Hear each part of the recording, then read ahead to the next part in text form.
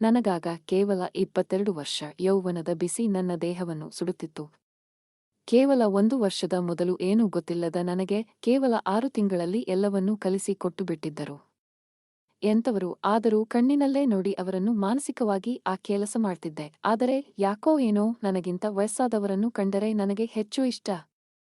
30ರಿಂದ 40 ವಯಸ್ಸಿನ ಹೆಂಗಸರನ್ನು ಕಂಡರೆ ಇಷ್ಟ. ಅವರ ಜೊತೆ ಆ ಕೆಲಸ ಮಾಡುವ ಅವಕಾಶಕ್ಕೆ ಜಾತಕ ಪಕ್ಷಿಯಂತೆ ಕಾಯುತ್ತಿದ್ದೆ. ಆದರೆ ಆ ಅವಕಾಶ ಇಷ್ಟು ಬೇಗ ಬರುತ್ತದೆ ಅಂತ ಕನಸಲ್ಲೂ ಊಹಿಸಿರಲಿಲ್ಲ ನಾನು. ಅದು ನನ್ನ ಸಂಬಂಧಿಯ ಆಂಟಿ ಜೊತೆ. ಎಲ್ಲಕ್ಕಿಂತ ಮೊದಲು ನಾನು ಅವರ ಬಗ್ಗೆ ಹೇಳದಿದ್ದರೆ ನಿಮಗೆ ಸಂಬಂಧ ಅರ್ಥವಾಗೋಲ್ಲ. ಸುಮಂಗಳ ನನ್ನ ಆಂಟಿಯಲ್ಲ, ಅವರು ಸೋದರತ್ತೆ ಮಗಳು. ಆಕೆ ಊರು ಕುಂದಾಪುರ. ಆಕೆಯ ಮದುವೆಗೆ ನಾನೂ ಹೋಗಿದ್ದೆ. ಆಗ ನನಗೆ ಸುಮಾರು 8 ವರ್ಷ. ಮದುವೆಯ ಸಂಭ್ರಮದಲ್ಲಿ ಅವರು ನನ್ನನ್ನು ಎತ್ತಿ ಆಡಿಸಿದ್ದು ಈಗಲೂ ನೆನಪಿದೆ.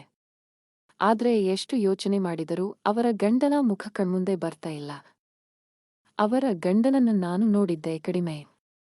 ಯಾವಾಗ ಊರಿಗೆ ಹೋದರೂ ಅವರ ಗಂಡ ಒಂದಲ್ಲ ಒಂದು ಕೆಲಸದಿಂದ ಊರ ಹೊರಗಿರುತ್ತಿದ್ದರು.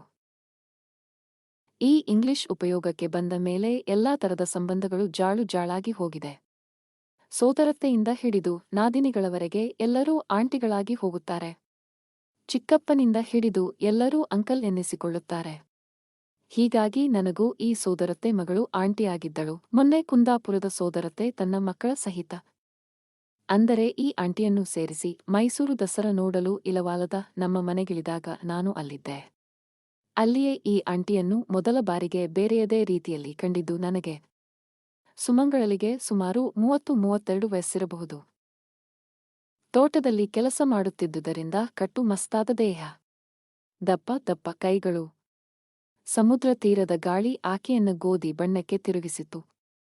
ಸೀರೆ ಉಟ್ಟುಕೊಂಡಿದ್ದರೂ ಹಣ್ಣುಗಳು ಸೆರಗನ್ನು ದಾಟಿ ಹೊರಬರಲು ಯತ್ನಿಸುತ್ತಿತ್ತು.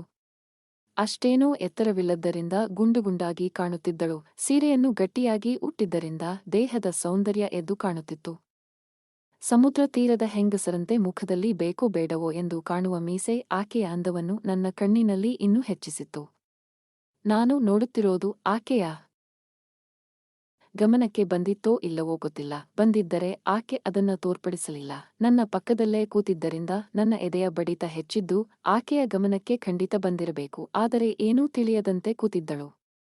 ಆದರೂ ನಾನು ನನ್ನ ಸ್ಥಿಮಿತ ಕಳೆದುಕೊಳ್ಳದೆ ಮನಸ್ಸಲ್ಲೇ ಎಲ್ಲಾ ಕೆಲಸವನ್ನು 3-4 ಸಲ ಮುಗಿಸಿದೆ. ಆದರೂ ಏನೂ ತಿಳಿದವಳಂತೆ ಈ ಆಂಟಿ ನನ್ನ ಪಕ್ಕದಲ್ಲೇ ನನಗಂಟಿಕೊಂಡೇ ಕುಳಿತಿದ್ದಳು. ಉಳಿದವರಿಗೆ ಈ ಸಾಮೀಪ್ಯದಲ್ಲಿ ವಿಶೇಷವೇನೂ ಕಾಣಲಿಲ್ಲ. ಮರುದಿನ ನಾವು ಶ್ರೀರಂಗಪಟ್ಟಣಕ್ಕೆ ಹೋದೆವು. ಸ್ಥಳ ತೋರಿಸುವ ಕೆಲಸ ನಂಗೆ ವಹಿಸಿದ್ರು. ಕೋಟೆ, ದೇವಸ್ಥಾನ, ಟಿಪ್ಪುವಿನ ಬೇಸಿಗೆ ಅರಮನೆ ದಾಟಿ ನದೀ ತೀರಕ್ಕೆ ಬಂದಾಗ ತೆಪ್ಪ ವಿಹಾರಕ್ಕೆ ಎಲ್ಲರೂ ಮನಸ್ಸು ಮಾಡಿದರು. ಎಲ್ಲರನ್ನೂ 3 ಜನರ ಗುಂಪಾಗಿಸಿ ಅದರಲ್ಲಿ ಒಬ್ಬ ಚಿಕ್ಕ ವಯಸ್ಸಿನವರನ್ನು ಸೇರಿಸಿ ತೆಪ್ಪ ವಿಹಾರಕ್ಕೆ ಹೋದಿವಿ. ಅಕಸ್ಮಾತ್ ನನ್ನ ಗುಂಪಿನಲ್ಲಿ ಸುಮಂಗಳ ಆಂಟಿ ಬಂದಳು. ಜೊತೆಗೊಂದು 10 ವಯಸ್ಸಿನ ಮಗು. ಆ ಚಿಕ್ಕ ತೆಪ್ಪದಲ್ಲಿ ನಾವು ಒತ್ತಿಕೊಂಡೇ ಕುಳಿತಿರಬೇಕಿತ್ತು. ತೆಪ್ಪ ತೇಲುತ್ತಿರುವಾಗ ಭಯದಿಂದ ಎಂಬಂತೆ ಸುಮಂಗಳ ನನ್ನನ್ನು ಒತ್ತಿಕೊಂಡೇ ಅಲ್ಲ, ತಬ್ಬಿಕೊಂಡೇ ಕುಳಿತಿದ್ದುದು ಮಾತ್ರವಲ್ಲ, ಮೊದಲು ಅಕಸ್ಮಾತ್ತಾಗಿ ನಂತರ ಬೇಕುಂತಲೇ ನಾನವಳ ಕೈ ಮುಟ್ಟಿದಾಗ ಸುಮ್ಮನಿದ್ದುದು ನನಗೆ ಧೈರ್ಯ ಕೊಟ್ಟಿತು. ಇನ್ನೇನಿದೆ, ಕೋತಿಗೆ ಹೆಂಡ ಕುಡಿಸಿದಂತಾಯ್ತು ನನ್ನ ಸ್ಥಿತಿ. ನಿಂತಲ್ಲಿ ಕೂತಲ್ಲಿ ಮಲಗಿದ್ದಲ್ಲಿ ಅವಳದೇ ಧ್ಯಾನ. ಆಂಟಿ ಸುಮಂಗಳ ಆಂಟಿಯಾಗಿ ಕೊನೆಗೆ ಬರೇ ಸುಮಂಗಳಾಗಿ ಉಳಿದಳು. ನಾನು ಕಾದ ದಿನ ಬಂದೇ ಬಿಟ್ಟಿತು. ಅದು ದಸರದ ದಿನ. ದಸರಾ ಮೆರವಣಿಗೆ ನೋಡಲು ಹೋಗುವ ದಿನ ನನಗೆ ಸಿಕ್ಕಾಬಟ್ಟೆ ತಲೆನೋವು ಅಂತ ಮಲಗಿಬಿಟ್ಟೆ. ನಿಜವಾಗಿಯೂ ತಲೆನೋವು. ನನ್ನ ನೋಡಿಕೋತೀನಿ ಅಂತ ಸುಮಂಗಳಳು ಉಳಿದಳು. ನಮ್ಮ ವಿಚಾರ ಗೊತ್ತಿರದೆ ಮನೆಯವರು ಮೆರವಣಿಗೆ ನೋಡ ಹೊರಟರು.